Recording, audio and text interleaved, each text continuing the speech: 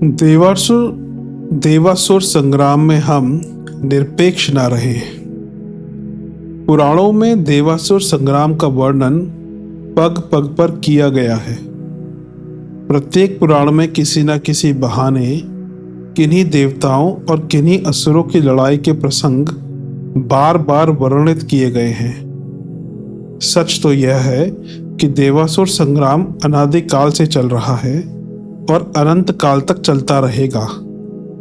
गीता में जिस धर्म क्षेत्र कुरुक्षेत्र का वर्णन है और जिस महाभारत में धर्म और अधर्म का पक्ष प्रतिपादन करने वाली कौरव पांडव सेनाओं का वर्णन हुआ है, वह भी केवल उस शस्त्र युद्ध तक सीमित नहीं है, वरन हमारे अंतःकरण में निरंतर होते रहने वाले देवासुर संग्राम का ही चित्रण है। रीछ, वानर की राम सेना और रावण, कुंभकर्ण, मेघनाद जैसे समर्थ योद्धाओं का युद्ध भी एक प्रकार की हमारी भीतरी स्थिति का ही ब्राह्म चित्रण है। अध्यात्म रामायण में इसका निरूपण अधिक स्पष्ट रूप से हुआ है। प्रत्येक अवतार पाप को नाश करने और पुण्य की स्थापना के लिए, देवताओं की रक्षा और असुरों के संहार के लिए अवतरित होता है। ऐसा अवतार समय समय पर हम में से अनेकों के अंतःकरण में अवतरित होते हुए देखा भी जाता है। मनुष्य के भीतर पाप और पुण्य दोनों प्रकार के प्रबल संस्कार मौजूद हैं। दोनों की शक्ति प्रचंड है। दोनों ही उद्भट योद्धाओं के समान हैं। दोनों एक दूसरे से प्रतिकूल प्रकृति के होने से परस्पर लड़ते भी रहते हैं और एक दूसरे को परास्त करने का प्रयत्न भी करते हैं। यही देवासुर संग्राम है। हर मनुष्य के भीतर पाप और पतन की असुरता के कुसंस्कार पर्याप्त मात्रा में पाए जाते हैं। 84 लाख निम्न योनियों में लाखों वर्ष तक भ्रमण करने की अवधि में इसने इन्हें जमा किया होता है। पाश्विक वृत्तियां उन पतित योनियों में उपयुक्त भले ही कही जाएं, पर मनुष्य के महान गौरव को देखते हुए वे हेय और त्याज्य ही मानी जाती हैं। सुर दुर्लभ मानव शरीर में देवत्व की छाया रहती है, क्योंकि यह योनि ईश्वर के सबसे निकट है। इस शरीर में आए हुए जीव के लिए ईश्वर तक पहुंचने में छोटी छलांग लगानी मात्र शेष रह जाती है। इसलिए उसका महत्व एवं उत्तरदायित्व भी अधिक है। देवत्व मनुष्य को अपनी तरह ऊंचा उठाने के लिए खींचता है और असुरता की पाश्विक वृत्तियां अपनी ओर आकृष्ट किए रहना चाहती हैं। इसी खींचतान में हवा के सहारे उड़ने वाले तिनकों की तरह आमतौर से मनुष्य कभी इधर कभी उधर उड़ते रहते हैं। कोई व्यक्ति एक समय बुरे काम करता है तो दूसरे समय में अच्छे काम करता हुआ दिखाई देता है, और कोई उसके प्रतिकूल अच्छे कामों को छोड़कर बुराई में धंसते देखा जाता है। ऐसे उदाहरणों में मनुष्य की मानसिक दुर्बलता और शुभ अशुभ प्रवृत्तियों की प्रबलता का प्रमाण उपलब्ध होता है। अंतःकरण में रहने वाली शुभ और अशुभ प्रवृत्तियों में से जिसे भी अपने अनुकूल वातावरण मिल जाता है, वही पनपने और बढ़ने लगती है।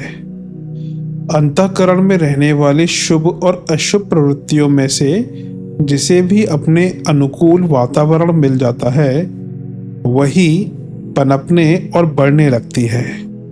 जिसे पोषण नहीं मिलता, वह सूख जाती है। जो व्यक्ति आज बहुत बुरा दिखता है, वह उत्तम परिस्थितियों एवं विचारधारा के सानिध्य में आने से कल बहुत ही उत्तम प्रकृति का बन सकता है, और जिसे आज अच्छा समझा जाता है, वही कल बुरे वातावरण में फंसकर बुरा बन सकता है। इसलिए विचारक सदा से यह कहते आए हैं कि इस संसार में बुरा कोई मनुष्य नहीं, केवल परिस्थितियां और भावनाएं ही बुरी हुई जिन्हें बदला जा सकता है। लोहे या पत्थर की तरह नहीं, मनुष्य का अंतःकरण गीली मिट्टी और मोम की तरह ही है। जिसे पिघलाया जा सकता है और बदला भी जा सकता है। आध्यात्म विद्या का उद्देश्य मानव प्राणी की अंतर चेतना को पिघलाकर श्रेष्ठता एवं उत्कृष्टता के साँचे में ढालना है। माना कि पार्श्विक वृत्तियां प्रबल हैं, उनमें आकर्षण और प्रलोभन बहुत है, जिससे दुर्बल प्रकृति का जीव अनायास ही उनकी ओर खिंच जाता है।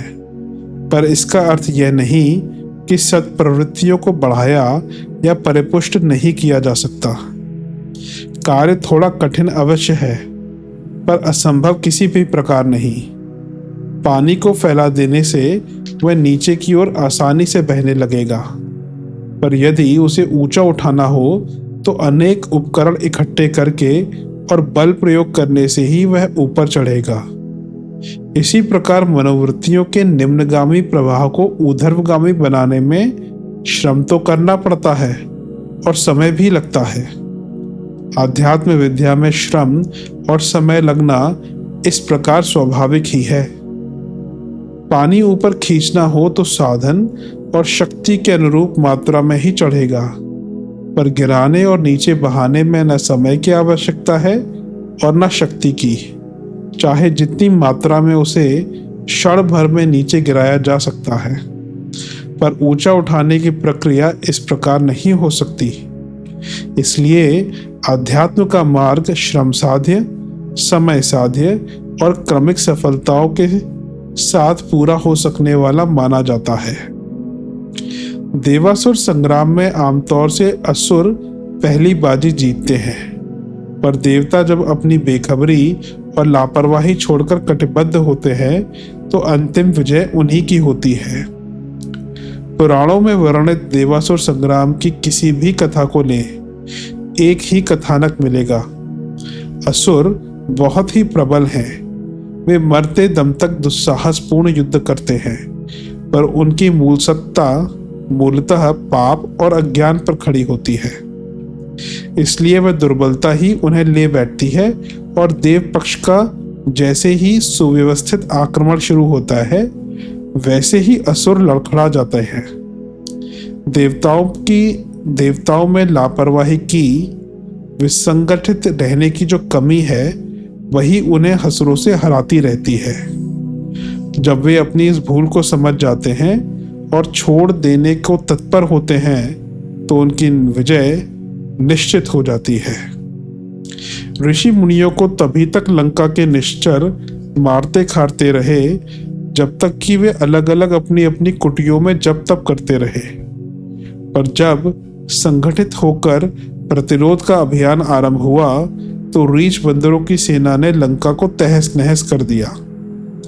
देवताओं को शुभ निशुभ असुरों की सेना से परास्त होते देखकर ब्रह्मा जी ने उनके शरीरों से थोड़ी थोड़ी शक्ति निकालकर उस संग शक्ति से दुर्गा नामक एक स्वतंत्र शक्ति की रचना कर दी, और उस दुर्गा ने देखते देखते उन भयंकर असुरों को मार गिराया।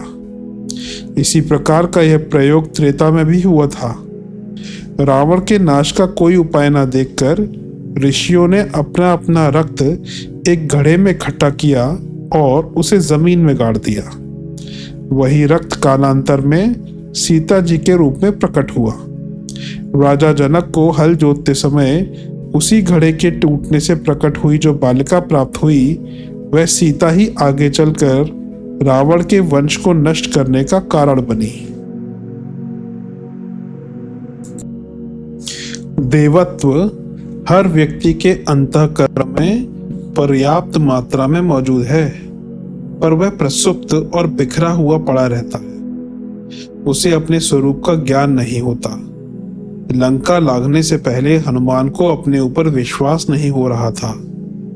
तब जामवंत ने प्रोत्साहन देकर उन्हें छलांग लगाने के लिए उकसाया और वे समुद्र लांघने में पूर्णतः सफल रहे। अर्जुन भी दोनों सेनाओं के बीच खड़ा हुआ कांप रहा था। धनुष उसके हाथों से छूट पड़ रहा था और कुछ सूझ नहीं पड़ता था। कृष्ण ने उसे आवश्यक ज्ञान और प्रोत्साहन दिया तो पार्थ की भुजाएं फड़कने लगी। गांडीव उठाकर उसने ऐसा घनघोर युद्ध किया कि कौरवों की समुद्र सी उमड़ती सेना अस्त व्यस्त हो गई। अहंकारी असुर उच्च श्रृंखलता में अभ्यस्त होने के कारण पहली बाजी जीतते हैं और प्रतीत होता है कि इनको हराना कठिन है, पर यह निश्चित है कि पाप अत्यंत दुर्बल होता है।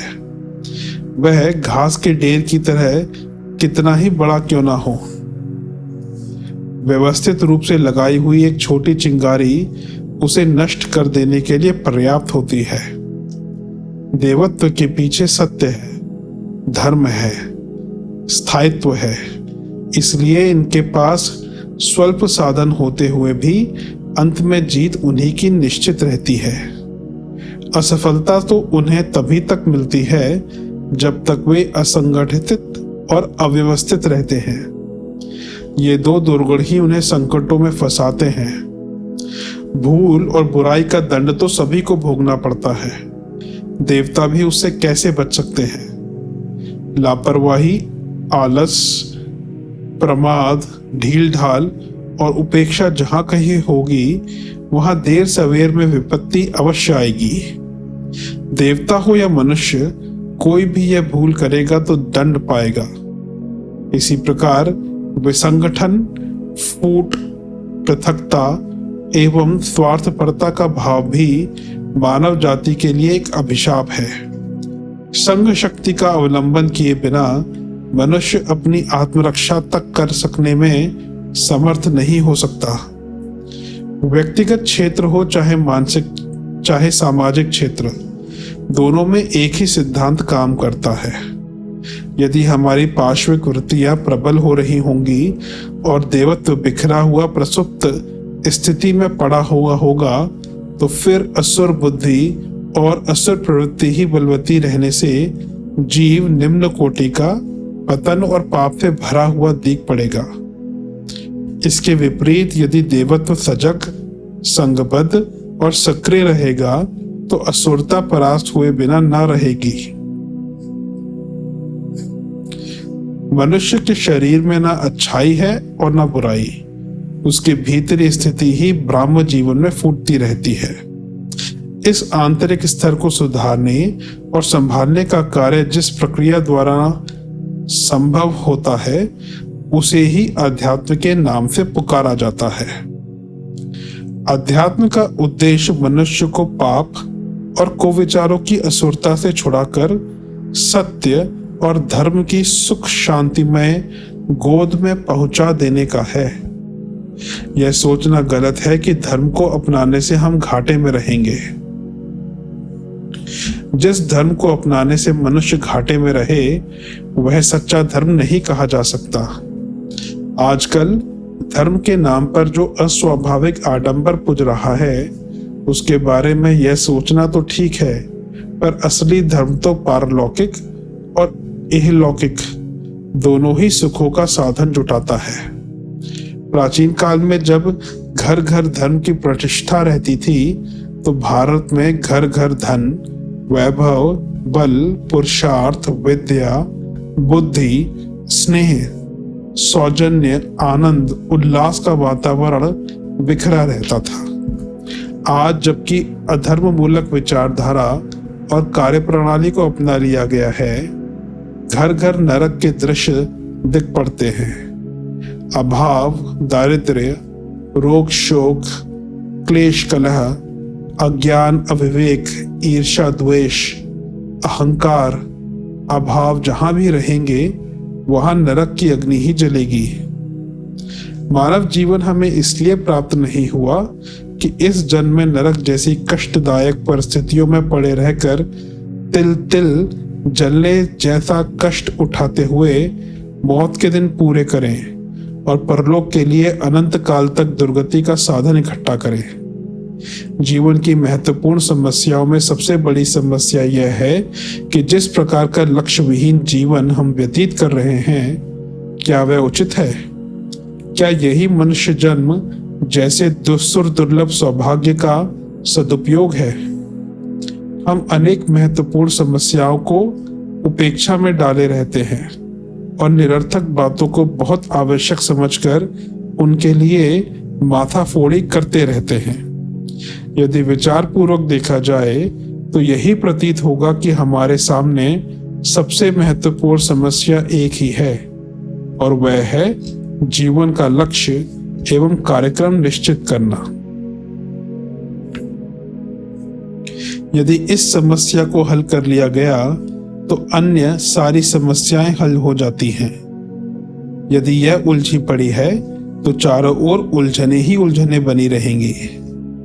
आज हमारे भीतर और बाहर सर्वत्र असुरता का बोलबाला है। वैयक्तिक जीवन में हमारी अंतःचेतना असुरता की अंधकारपूर्ण पाश्विक प्रवृत्तियों से भरी हुई है।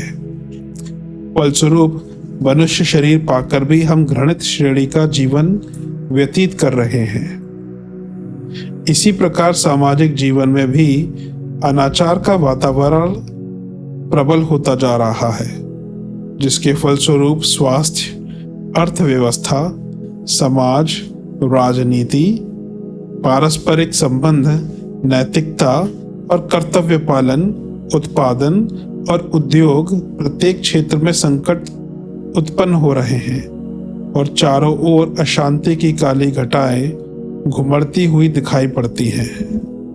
असुरता की प्रबलता जहां कहीं भी होगी वहां आपत्तियां ही बढ़ेंगी। सुख शांति तो देवत्व के साथ ही अविच्छिन्न रूप से जुड़ी हुई हैं। यदि हमें अपना व्यक्तिगत जीवन सुखी और सामाजिक जीवन शांतिमय देखना हो तो उसका एक ही उपाय रह जाता है, असुरता को परास्त करके देवत्व की अभिवृद्धि करना। असुरता जब तक हारेगी नहीं तब तक अशांति का मिट सकना और किस प्रकार संभव होगा। देवासुर संग्राम पूर्व पौराणिक काल में भी चलता था। व्यक्तिगत और सामूहिक जीवन के दोनों मोर्चों पर लड़ाई प्रचंड गति से चल रही है। इसी का नाम विश्व संकट है। यदि यह विश्व संकट हमें सचमुच ही अप्रिय लगता है, इस कष्टमय स्थिति से सचमुच ही बचना चाहते हैं, तो फिर उस असुरता को परास्त करने के लिए क्यों तत्पर नहीं होते जो मानव जाति के ऊपर आई हुई विश्वव्यापी आपत्तियों का एकमात्र कारण है।